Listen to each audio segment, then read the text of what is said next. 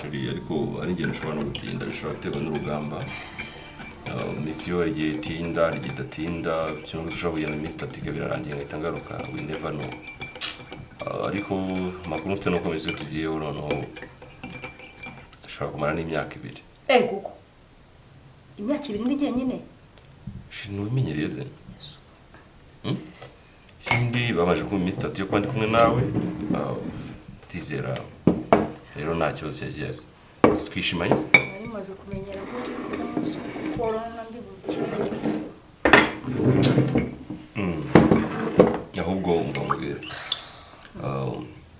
mukecuru simbonye ukuntu mugeraho uraza kumbera amafaranga naguhaye nta kibazo mbwira aze kuguramo ikimasa uko yari yambye ngashaka kugura ikimasa mbwira azahita kigura atazagera mu bindi bintu cyangwa se uzavuye ukimuguriye umukecuru ndamuzi rwose njye kumureba nzabikora sawa uzakoze tuzatuvugana kuri phone nta kibazo ariko mana yanjye byanje ubu nari manyereye ko noneho ndi kugubona buri munsi urongera uragiye ntacyo nyine ndihangana sheri vuga ndashaka ka retirement ugira ikibazo nziko nta myaka nk'itanu sigaje mu gisirikare ayo mahirwe se nayakuru niko bimeze ndakomeza nanjye rwana n'irungu rya hano hanyuma kubyerekeranye n'inzu ngira ngo nyiri inzu twavuganye ndamwishyuye umwaka hari ikindi kibazo kivugo rero agiye nazanye icyo mbikoraho cyangwa se wajya kuri headquarter mukavugana siyo oya ntacyo tuzagumya se kuvugana kuri telefone ntacyo sawa yumva nta kibazo ufite oya ntacyo sheri ikibazo ni kukubura gusa byonyine hanyuma urasoje ibintu bishyushye rero ntabwo nyamara nabyo cyane nuko nari nazi kugusuzugura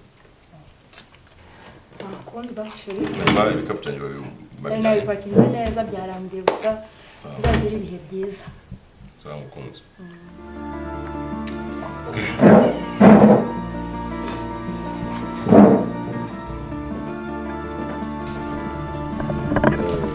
rero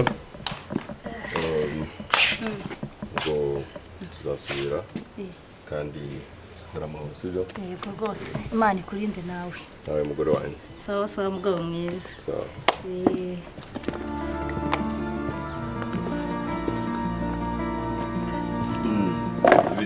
waramutse se waramutse neza paketi umeze neza ni amahoro kabisa ubu ngubu rero ndagiye wese ugenda misi nsubirayo hari misiyo batwoherejeho ugiye urahita ugaruka cyane ibya bindi mumara y'igihe iyi ngiyi nkeka ko ishobora kumara nk'umwaka cyangwa imyaka 2 ariko niyo ya nyuma nzaba nkoze namwe ntabwo muba mworohewe kabisa nicyo bita gukorera igihugu nyine ni akazi ni akazi birumvikana hanyuma David rero nkeka nta muntu uzavogera urugo rwanjye uhari oya ntabwo bibaho burya rero umuturanyi wari umuntu ukomeye cyane nta kibazo cyaba noneho kabicyumbwiye ko udahari urumva nuko reba urugo rwanjye n'urwawe ubwo aha ndakwizeye kandi ngira ngo urabizi ndabizi kandi agaciro n'ukundira nk'uko bisanzwe sibyo sawa ubwo tuzasubira rero ibihe byiza sawa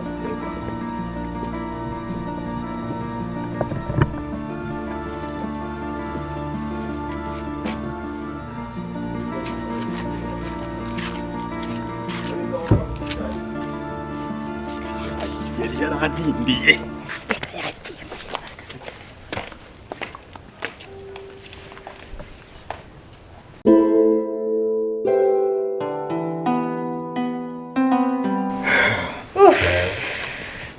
byari bimeze bite se wagenda mbaza se ntubibona wowe nkubwire buriya nari narabangamiwe ubugira ngo neneshe hari hanze ndimo ndahanagura zira nkweto mbishaka nanjye nabaraga iminsi uko mbwira umusheri ngo ko nzagenda muri mission nkabara ntabura ubivuyeho kubera ukuntu nyine wari umaze iminsi umbwira ngo aragenda urana ndimo mvuga n'ubundi ko adasohoka bimeze bite narindi haranze urandekereje kureba ko akanayize ikirenge yanze gusa ndumva nane nawe nge nta nakabaraga nkifite rwose atugiriye neza gusa atugiriye neza no kuri nari ngukumbuye nanjye uko mba nagukumbuye erega wowe uba wifitiye amahoro hariya ngiye no kumva ngo turi kumwe ngarahari umugabo nkagereza mba ndimo nta kintu nawe urabyumva Ntabwo nta kintu amurera ntaki Umva, we reka ntukagire mbarumva iki- rwitwa no kuba batanahari we ntukagire ikibazo navuze nti kuva amaze gusohoka uyu munsi ni njye nawe aha ubundi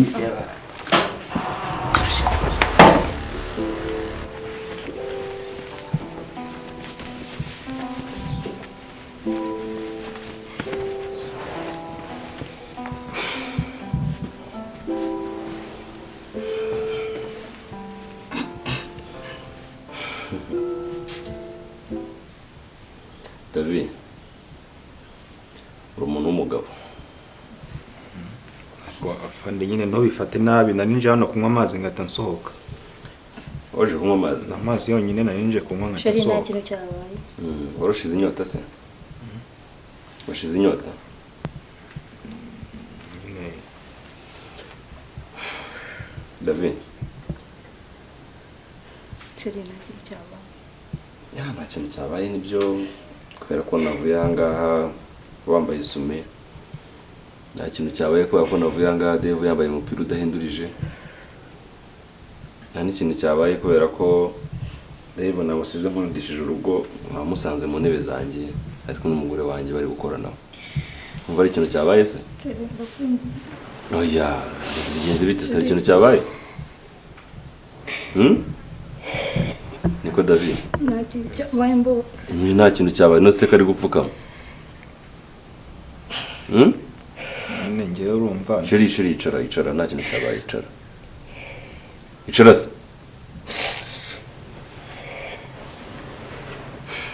David safandi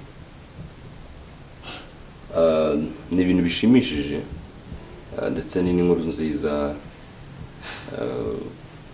kuba hari umugabo nkanjye w'umunyacyubahiro warwaniye igihugu nkafata inka zanjye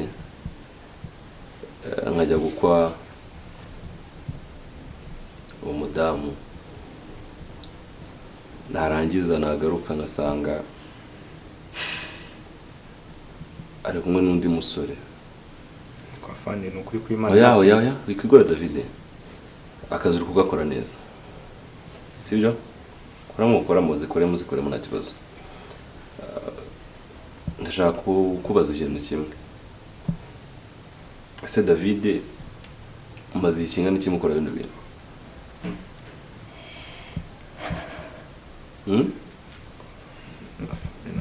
David nabona kubajije ariko ntagiye yishize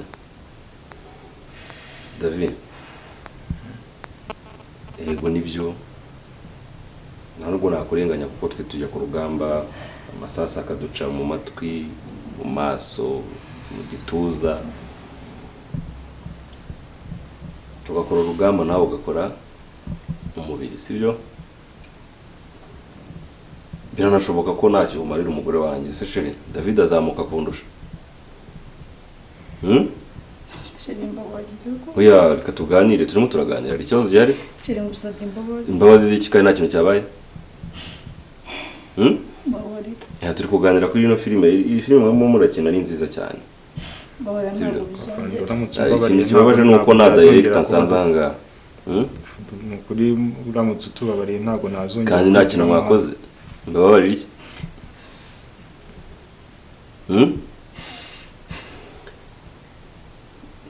mugire ikibazo ushobora kuba muri gukeka ko wenda ndaza kuba inyamaswa nk'uko mwe mwabaye inyamaswa ko ni ikintu kibabaje gusanga umugabo mugenzi wawe agiye kurwanirira igihugu sha ndi guca mu masasu kugira ngo ubeho neza David ni ukuri kw'Imana kansigarira ku ruhu gutya kuri kw'Imana tubabarire ntabwo bizongera ibiki nta nubwo nazongera ibiki mutazongera nyine ibiki mutazongera sheri ibiki mutazongera ubundi ko ndi no kubirengagiza we ntabyo sheri mbabarira ntabwo ntusi uri gusaba imbabazi z'iki habaye iki David inama nakugira rero nk'umuntu w'umugabo sibyo ikigoryi si wowe ariko ndagufata nk'umuhemu muri kano kanya kuri njyewe buraduye ko ngusanze mu nzu yanjye, ariko ngendeye ku ndangagaciro igihugu cyane kinyigisha. Ndamutse mwishe nawe naba naniye nawe, sibyo? Afande mbabarire ntabwo nzongera pe. Oya, nta nubwo uzongera wigira ikibazo, ko ndakeka bitazongera kubaho. Nkeka ko mwashimanye kandi kunsimbuza nuko hari icyo ushoboye kundusha, sibyo sheri? ntabwo ari byo mbabarira. Ko wamukoye, kuhaha, kumukorera byose mu buzima akenera. Rero nta magambo menshi mfite ko mfite misiyo ngomba kujyaho, ariko ndasiga mfunze inzu yanjye. Sheri ndakwinginze mbabarira, ni ubwa mbere n'ubwa nyuma. Nta kibazo kuko nta kintu wakoze David. Nyamabura kugira ngo umuntu w'umugabo kuba abandi bagabo dukwa hanyuma wowe ugashaka, sibyo sha? David ntabajyana n'umugore wawe. Sheri Saka n'umugore wawe mucinga. Sheri haguruka. wambabarira. Sheri haguruka. Sheri mbabarira, ntabwo nzongera. Mbabarira. Ntabwo nzongera mbabarira. Sheri.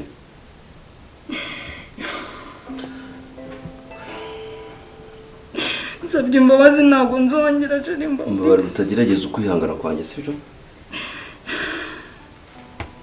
Nagutura umuriro.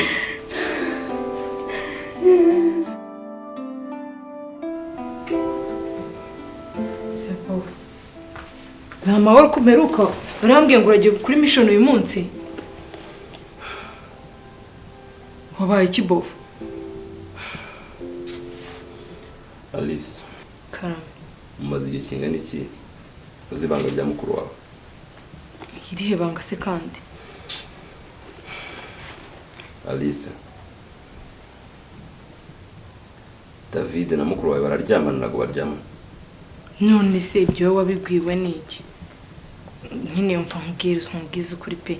Ngiye sister wanjye nta kuntu ntagize naramwihanangirije. Ibi bintu nabihagarike.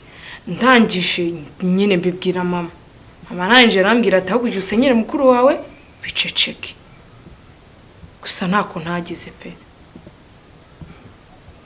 Bofu nukuri byo nkubwira nibyo kandi ubyumve. Uhitamo kuba mu buzima bw'ikinyoma. None se nabigenza gute? Rego ujye wibuka ko sister ari undihira. Ni undihira ku ishuri. Ni utunze mama, none ubwo najya kumusenyera ngo bigende bite? Gusa nyine buri munsi namubwiraga nti iminsi y'igisambo ni 40. 40 n'umwe nukugereraho. Birakureba. Alice, niki cyaba cyaratumye atekereza gukora bino bintu? Mbiye ntabwo nabimenya n'ukuri. Hari ikintu mwabuzanga? Ntacyo.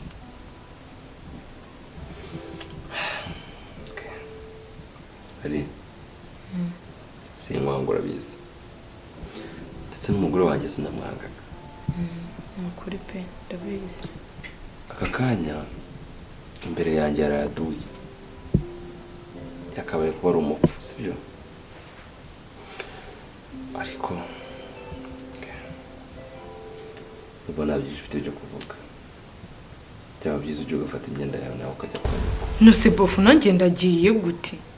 Alice, Ngise hari ikibazo dufitanye bofu. jya mu cyumba ufate imyenda yawe ujye kwa nyoko.